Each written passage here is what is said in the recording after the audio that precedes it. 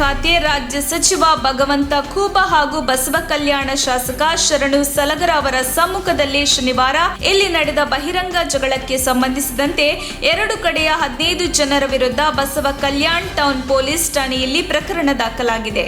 ಭಗವಂತ ಖೂಬ ಅವರು ಬೀದರ್ನಿಂದ ವಾಹನ ರ್ಯಾಲಿ ಮೂಲಕ ನಗರಕ್ಕೆ ಬಂದಾಗ ಕೆಲವರು ಸಚಿವರ ಕಾರನ್ನು ಜಖಂಗೊಳಿಸಿ ನಂಬರ್ ಪ್ಲೇಟ್ ಕಿತ್ತು ಹಾಕಿದ್ದಾರೆ. ಅವಾಚ್ಯ ಶಬ್ದಗಳಿಂದ ನಿಂದಿಸಿದ್ದಾರೆ ಎಂದು ಸಚಿವರ ಬೆಂಬಲಿಗ ಅಮೂಲ್ ಸದಾನಂದೆ ಪೊಲೀಸರಿಗೆ ದೂರು ನೀಡಿದ್ದಾರೆ.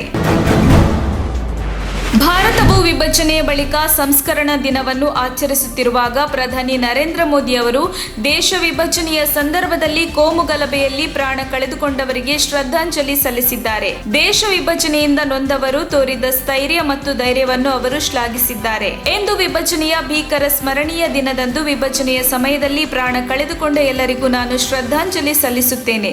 ನಮ್ಮ ಇತಿಹಾಸದ ಆ ದುರಂತ ಅವಧಿಯಲ್ಲಿ ಅನುಭವಿಸಿದ ಎಲ್ಲರ ಧೈರ್ಯ ಮತ್ತು ದುಃಖಗಳನ್ನು ಶ್ಲಾಘಿಸುತ್ತೇನೆ ಎಂದು ಪ್ರಧಾನಿ ಟ್ವೀಟ್ ಮಾಡಿದ್ದಾರೆ.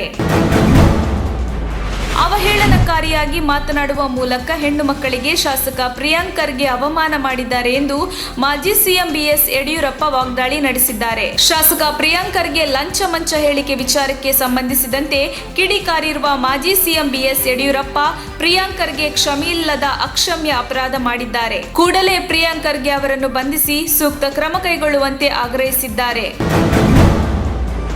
ಬಿಜೆಪಿ ನೇತೃತ್ವದ ಕರ್ನಾಟಕ ಸರ್ಕಾರ ಭಾನುವಾರ ಸ್ವಾತಂತ್ರ್ಯೋತ್ಸವದ ಅಮೃತ ಮಹೋತ್ಸವದ ಅಂಗವಾಗಿ ಬಹುತೇಕ ಎಲ್ಲಾ ದಿನಪತ್ರಿಕೆಗಳಿಗೆ ಜಾಹೀರಾತು ನೀಡಿದೆ. ಆದರೆ ಜಾಹೀರಾತಿನಲ್ಲಿ ಸ್ವತಂತ್ರ ಭಾರತದ ಮೊದಲ ಪ್ರಧಾನಿ, ಸ್ವಾತಂತ್ರ್ಯ ಹೋರಾಟದಲ್ಲಿ ಹಲವು ಬಾರಿ ಜೈಲು ಸೇರಿದ್ದ ಪಂಡಿತ್ ಜವಾಹರಲಾಲ್ ನೆಹರು ಅವರ ಪರಿಚಯ ನೀಡದೇ ಇರುವುದಕ್ಕೆ ಕಾಂಗ್ರೆಸ್ ನಾಯಕ ಮಾಜಿ ಮುಖ್ಯಮಂತ್ರಿ ಸಿದ್ದರಾಮಯ್ಯ ಆಕ್ರೋಶ ವ್ಯಕ್ತಪಡಿಸಿದ್ದಾರೆ.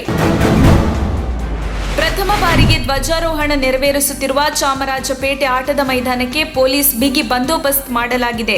ಅಧಿಕಾರಿಗಳು ಸೇರಿದಂತೆ ಒಟ್ಟು 800 ಮಂದಿಯನ್ನು ಬಂದೋಬಸ್ತ್ಗಾಗಿ ನಿಯೋಜಿಸಲಾಗಿದ್ದು 2 RAF ತುಕಡಿಗಳು, 100 ಮಂದಿ ಕಮಾಂಡೋಗಳು, 400 ಮಂದಿ ಸಿವಿಲ್ ಪೊಲೀಸರು, 8 ತುಕಡಿ KSRP CAR ತುಕಡಿಗಳನ್ನು ನಿಯೋಜಿಸಲಾಗಿದೆ. ಶಿವಮೊಗ್ಗದಲ್ಲಿ ಅಶಾಂತಿ ವಾತಾವರಣ ಸೃಷ್ಟಿಸಲು ಯತ್ನಿಸಲಾಗುತ್ತಿದ್ದು ಅಂತಹ ಕಿಡಿಗೇಡಿಗಳ ವಿರುದ್ಧ ಕಠಿಣ ಕ್ರಮದ ಅಗತ್ಯ ಇದೆ ಎಂದು ಸಂಸದ BY ರಾಘವೇಂದ್ರ ಹೇಳಿದ್ದಾರೆ. ಸುದ್ದಿಗಾರರೊಂದಿಗೆ ಮಾತನಾಡಿದ ಅವರು, ಶಿವಮೊಗ್ಗದಲ್ಲಿ ಅಶಾಂತಿ ವಾತಾವರಣ ಸೃಷ್ಟಿಸಲು ಯತ್ನಿಸಲಾಗುತ್ತಿದೆ. ಸಾವರ್ಕರ್ ಅವರ ಭಾವಚಿತ್ರ ಹಾಕಿದ್ದಕ್ಕೆ SDPI ವಿರೋಧ ಮಾಡುತ್ತಿದೆ. ಸಾವರ್ಕರ್ ಅವರು ಸ್ವಾತಂತ್ರ್ಯ ಹೋರಾಟಗಾರ ಅನ್ನೋದು ಗೊತ್ತಿದೆ. ಸಾವರ್ಕರ್ ಬಗ್ಗೆ ಮಾತನಾಡಲು SDPIನವರು ಯಾರು ಎಂದು ಕಿಡಿಕಾರಿದ್ದಾರೆ. ಶಾಲೆಯಲ್ಲಿ ಬಿಂದಿಗೆಯಿಂದ ದಲಿತ ಬಾಲಕ ನೀರು ಕುಡಿದೆ ಎಂಬ ಕಾರಣಕ್ಕೆ ಕೋಪಗೊಂಡ ಶಿಕ್ಷಕ ವಿದ್ಯಾರ್ಥಿಯನ್ನು ಮನಬಂದಂತೆ ಥಳಿಸಿದ್ದು ತೀವ್ರ ಗಾಯಗೊಂಡಿದ್ದ ಬಾಲಕ ಶನಿವಾರ ಮೃತಪಟ್ಟಿದ್ದಾನೆ. ರಾಜಸ್ಥಾನ ಪೊಲೀಸರು ಶಿಕ್ಷಕನನ್ನು ಬಂಧಿಸಿ ಈತನ ವಿರುದ್ಧ ಕೊಲೆ ಪ್ರಕರಣ ದಾಖಲಿಸಿಕೊಂಡಿದ್ದಾರೆ. ಜುಲೈ 20ರಂದು ಈ ಹಲ್ಲೆ ಘಟನೆ ನಡೆದಿತ್ತು. ಕಣ್ಣು ಮತ್ತು ಕಿವಿ ಬಳಿ ತೀವ್ರವಾಗಿ ಗಾಯಗೊಂಡಿದ್ದ ಬಾಲಕನಿಗೆ ಚಿಕಿತ್ಸೆ ನೀಡಲು ಸುಮಾರು 300 ಕಿಲೋಮೀಟರ್ ದೂರದಲ್ಲಿನ ಅಹಮದಾಬಾದ್ಗೆ ಕರೆದೊಯ್ಯಲಾಗಿತ್ತು. ಸ್ವಾತಂತ್ರ್ಯದ ಅಮೃತ ಮಹೋತ್ಸವದ ಪ್ರಯುಕ್ತ ಬೆಂಗಳೂರಿನಲ್ಲಿ ಕಾಂಗ್ರೆಸ್ ಅಳವಡಿಸಿದ್ದ ಟಿಪ್ಪು ಭಾವಚಿತ್ರ ಇದ್ದ ಫ್ಲೆಕ್ಸ್ ಅನ್ನು ರಾಷ್ಟ್ರ ರಕ್ಷಣಾ ಪಡೆ ಪುನೀತ್ ಕೇರೆಹಳ್ಳಿ ಮತ್ತು ಆತನ ಸಹಚರರು ಅರಿದು ಹಾಕಿದ್ರು. ಬಳಿಕ ಕೆಪಿಸಿಸಿ ಅಧ್ಯಕ್ಷ DK ಶಿವಕುಮಾರ್ ಅವರು ಘಟನೆಯ ಸಂಬಂಧ ಕಾನೂನು ಹೋರಾಟ ಮಾಡಲಾಗುವುದು ಎಂದು ಹೇಳಿದ್ದರು.